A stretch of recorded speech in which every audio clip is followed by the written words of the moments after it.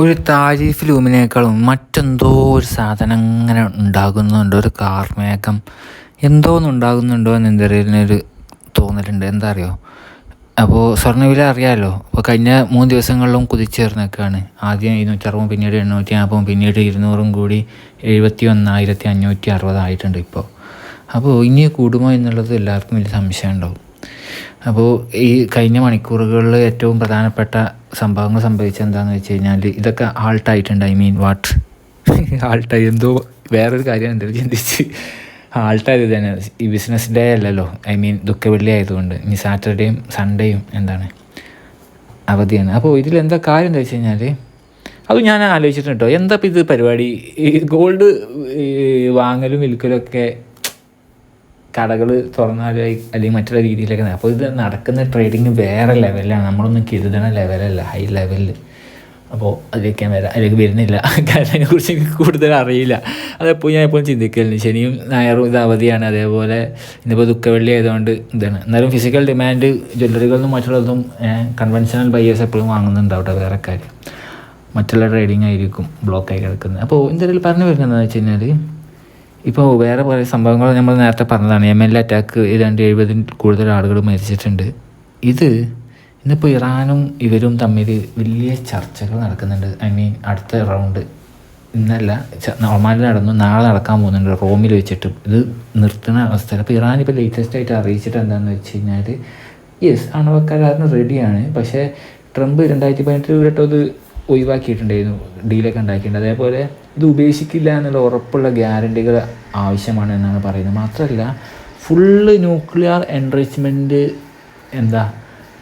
ചെയ്യുന്നതും സ്റ്റോപ്പാക്കും എന്ന് അങ്ങനത്തെ ഉറപ്പൊന്നും തരൂല എന്നുള്ള അവസ്ഥയിലാണ്. കുറച്ചൊക്കെ അത്യാവശ്യത്തിന് പീസ്ഫുള്ളി ഉണ്ടാക്കും എന്നുള്ള ഒരു കാര്യം തന്നെയാണ് ഇറാൻ മുന്നോട്ട് വെക്കുന്നത്. ഇറാന് ന്യൂക്ലിയർ എൻറിച്ച്മെൻറ്റ് നടത്തുന്നത് നിർത്തിയിട്ടില്ലെങ്കിൽ മിലിറ്ററി ആക്ഷൻ ഉണ്ടാവും, അല്ലെങ്കിൽ ബോംബിടുമെന്ന് പറഞ്ഞ് വലിയ രീതിയിൽ ത്രെട്ട് നിലനിൽക്കുന്നുണ്ട്. അതിൻ്റെ കൂടെ തന്നെയാണ് ഈ ഹൂത്തികൾക്ക് നേരെ അറ്റാക്കും വരുന്നത്. അങ്ങനത്തെ കുറച്ച് കാര്യങ്ങൾ നടക്കുന്നുണ്ട്. അപ്പോൾ എന്താ വെച്ച് കഴിഞ്ഞാൽ ഒരു വലിയൊരു സാധനം ഇവിടെ നടന്നു പോകണം. എത്രയും പെട്ടെന്ന് സമാധാനത്തിലേക്ക് വരട്ടെ എന്ന് എന്തെങ്കിലും പറയുന്നത്. അപ്പോൾ ഇത് എന്താണ് ഇതുവരെ തമ്മിലുള്ള ചർച്ചകൾ, ഡീൽ അല്ലെങ്കിൽ ആചന കണക്കൂട്ടിയിട്ടുണ്ടോ എവിടെ എത്തിക്കണം എന്നുള്ളത്? ഡീൽ സമാധാനത്തെ കൊണ്ടുപോയി അവസാനിപ്പിക്കണമെന്നോ അല്ലെങ്കിൽ ഇറാനെ അറ്റാക്ക് ചെയ്യണോ എന്നുള്ളത് ആയുധനം തീരുമാനം എടുത്തു കഴിഞ്ഞിട്ടുണ്ടാവും.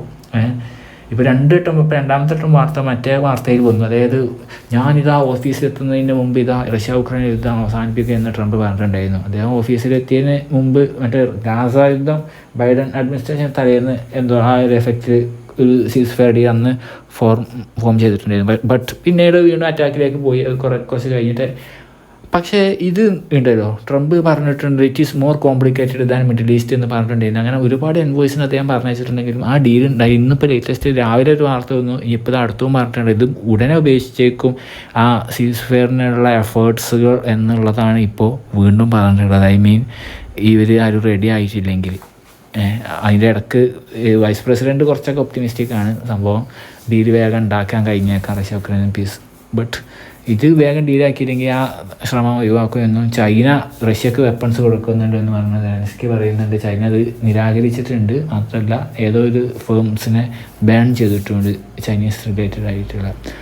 അപ്പോൾ എന്താണ് ഇവരൊക്കെ കരുതി വെച്ചിട്ടുള്ളതെന്നും ആർക്കും ഒന്നും പറയാൻ പറ്റില്ല. അതായത് പ്രശ്നങ്ങളാണ് കേസ്.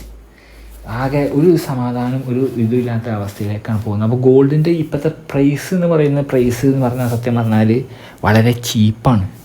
71,560 എന്ന് പറഞ്ഞു കഴിഞ്ഞാൽ ഞാൻ നോക്കുമ്പോൾ, കേരളത്തിലൂടെ തന്നെ സഞ്ചരിക്കുമ്പോൾ അതിനെ വളരെ കുറച്ച് 150 കിലോമീറ്റർ സഞ്ചരിക്കുമ്പോൾ തന്നെ, അപ്പോൾ ഞാൻ തമിഴ്നാട്ടിലൂടെയും അല്ലെങ്കിൽ ഇന്ത്യ മൊത്തം സഞ്ചരിക്കുകയും ലോകം സഞ്ചരിക്കുമ്പോഴും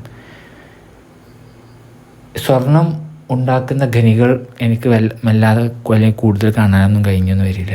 അല്ലെങ്കിൽ അത് ഉണ്ടാക്കണമെങ്കിൽ തന്നെ അതിൻ്റെ എക്സ്പെൻസ് എത്രമാത്രം ഉണ്ട് താനും. എന്നാൽ മറ്റുള്ള ഒരുപാട് ആക്ടിവിറ്റീസ് നടക്കുന്നുണ്ട് ലോകത്ത്. ഒരുപാട് പല പരിപാടികൾ നടക്കുന്നുണ്ട്. അതേപോലെ വലിയ രീതിയിൽ പ്രിൻറ്റിങ് നടത്തൽ അത്യാവശ്യവുമായിരിക്കും. അത്രക്ക് പേപ്പറും മഷി ഉപയോഗിച്ച് രാഷ്ട്രങ്ങൾ അങ്ങനെ പ്രിൻ്റ് ചെയ്യുന്നുണ്ടാവും. അപ്പോൾ ഗോൾഡിൻ്റെ പ്രൈസ് നമ്മൾ കരുതാത്ത രീതിയിൽ വലിയ രീതിയിൽ ഉയർന്നു പോയേക്കും. ബിക്കോസ് അത് റിയൽ മണി ആയതുകൊണ്ട്. അതാണ് ഈ പറയാനുള്ളത്. അതിനെക്കുറിച്ച് കൂടുതൽ പറഞ്ഞു കഴിഞ്ഞാൽ ഞങ്ങൾ വളരെ എത്താഴ്ചയായി പറയാനറിയാം. അതുകൊണ്ട് ഞാനേക്ക് പോകുന്നില്ല. അതൊരു കാര്യവും. പിന്നെ ഈ ഒരു കാര്യം ട്രേഡ് ടെൻഷൻ. അപ്പോൾ ഗോൾഡിൻ്റെ ഇനി നെക്സ്റ്റ് വീക്കിൽ എങ്ങനെ പോകുന്നു എന്നുള്ളത് നമ്മൾ പറയണം. അത് നമ്മൾ പറഞ്ഞിട്ടുണ്ട് ഇനി ആഴ്ച 72,000 കൂടുതൽ പോകാൻ സാധ്യതയില്ല എന്നുള്ളത്. അപ്പോൾ അത് എന്താ 71,560 ശരിക്കും നമ്മളെ കണക്ക് വളരെ കറക്റ്റാണ്. ശരിക്ക് 72,000 അടുത്തേക്ക് എത്തണത് കറക്റ്റ് കണക്കുകൾ കറക്റ്റായി കൂട്ടിയിട്ടുണ്ടായിരുന്നെങ്കിൽ. അപ്പോൾ ഇതല്ല 71,560. അപ്പോൾ നെക്സ്റ്റ് എങ്ങനെയായിരിക്കും ഇപ്പോഴത്തെ ഏറ്റവും ലേറ്റസ്റ്റ് ആയിട്ടുള്ള കണക്കുകൾ നമ്മൾ നോക്കുമ്പോൾ ഗോൾഡ് ഒരു വലിയ ഇപ്പോൾ ഇത് ഓരോ സമയം മാറി മാറിയിട്ടു. ഇനി എന്തൊക്കെയാണ് ഊത്തികൾ ഇങ്ങനെ അറ്റാക്ക് ചെയ്യുന്നുണ്ട്. അമേരിക്കൻ കപ്പലുകളും അതൊക്കെ അവിടെ ഉണ്ട്. അപ്പോൾ ഇവർ റിട്ടാലിയേഷൻ ചെയ്യുമോ ഇല്ലയോ എന്നുള്ളതും അത് അപ്പോൾ അറ്റാക്ക് ചെയ്തതിന് അമേരിക്കൻ്റെ സ്വഭാവം അറിയില്ല. അമേരിക്ക തിരിച്ചു ആ ഒരു ഭയം പോയി ഭയങ്കരമായ രീതിയിൽ ഇവിടെ ഉണ്ട് എന്നുള്ളതാണ്. ഈ ഹൂത്തികളുടെ ടോക്സും മറ്റുള്ളതൊക്കെ ഇതിൽ ഉരുത്തിരിഞ്ഞ് വരും. ഇറാൻ്റെ ഒക്കെ ചർച്ചകൾ എല്ലാം റിലേറ്റഡ് ആയിട്ടാണ്. റഷ്യ ഉക്രൈൻ യുദ്ധവും എല്ലാം ഗാസ ഒക്കെ ഒന്നില്ലെങ്കിൽ ബന്ധപ്പെട്ട കാര്യങ്ങളാണ്. അപ്പോൾ ഇവിടെ ഇപ്പോൾ അമേരിക്ക ടാക്സ് വാങ്ങുന്നുണ്ടല്ലോ. അപ്പോൾ എൻ്റെ വീടിൻ്റെ മുകളിലേക്ക് ഒരു തേക്ക് വീയാൻ വേണ്ടി ഇപ്പോൾ സമയം കഴിയുമോ പറയാൻ കഴിയുമോ എന്താ വെച്ചാൽ തേക്ക് ഇങ്ങനെ ഉണ്ടെങ്കിലേ അപ്പോൾ എൻ്റെ വീടിൻ്റെ മേലേക്ക് ഇങ്ങനെ വീഴാൻ നിൽക്കുന്നുണ്ടെങ്കിൽ ഞാൻ എന്ത് ചെയ്യും, ആ തേക്ക് മുറിക്കും. എന്തുകൊണ്ട്? ചിലപ്പോൾ തേക്ക് മുറിച്ചിട്ട് ചിലപ്പോൾ വീഴാനായിട്ടും ഉണ്ടാവില്ല, എന്നാൽ വീണാലോ എന്ന് കരുതിയിട്ടുണ്ടാവും. എന്നാൽ എക്കണോമി എൻ്റെ ചിലപ്പം ആ തേക്ക് വിറ്റിട്ട് എനിക്ക് പൈസ കിട്ടണമെന്നുണ്ടെങ്കിൽ 2 ലക്ഷം കിട്ടണമെന്നുണ്ടെങ്കിൽ അങ്ങനെയും. അപ്പോൾ ചൈനയുമായിട്ട് അമേരിക്ക നടത്തുന്ന ഈ ടാക്സ് വെറും ഒരു ചൈനയുമായിട്ട് എന്നല്ല, ലോകത്തെ എല്ലാ രാഷ്ട്രങ്ങളോടും നടത്തിയിട്ടുണ്ടായിരുന്നു. ചിലതൊക്കെ പിൻവലിച്ച് എന്നാലും ചില രാഷ്ട്രങ്ങളോട് പോയുണ്ട്. എന്നാൽ മറ്റുള്ള രാഷ്ട്രങ്ങളോടൊക്കെ ഇപ്പോൾ ഇന്ത്യയോടും ട്രേഡിങ്ങിലൊക്കെ ഇന്ത്യയും ചില ഇളവുകളൊക്കെ കൊടുത്തിട്ടുണ്ട്. അമേരിക്കയിൽ നിന്ന് എന്തൊക്കെ ഇറക്കുന്നത് ഞാൻ ഓർക്കുന്നില്ല. അപ്പോൾ എന്താണെന്ന് വെച്ച് കഴിഞ്ഞാൽ അമേരിക്ക ഉദ്ദേശിക്കുന്നത് വെച്ച് കഴിഞ്ഞാൽ അവർ ഈ ഒരു മരം മുറിക്കുക എന്ന് പറഞ്ഞ പോലെ തന്നെ ഈ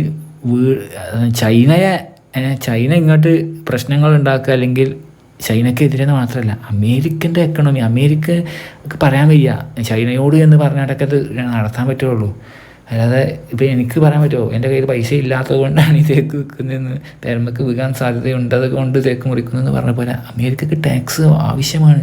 അവിടെ ഡോളറിന് അല്ലെങ്കിൽ അവിടെ അവരുടെ ഫെഡറൽ റിസർവിൻ്റെ കാര്യം മഹാപോക്കാണ്. അവർക്ക് അവരുടെ ബാങ്കിനെ പിടിച്ചു നിർത്തണം. അതിനാണ് അവർ ഈ ടാക്സ് വെക്കുന്ന കാര്യം. അതായത് വലിയ എക്കണോമിക് ക്രൈസിസ്, ഫിനാൻഷ്യൽ ക്രൈസിസ് അമേരിക്കയിലുണ്ട്, ഡോളറിന് സംഭവിച്ചേക്കും. അതേപോലെ ലോകത്തിലെ എല്ലാ രാഷ്ട്രങ്ങളിലേക്ക് ഇത് വരും.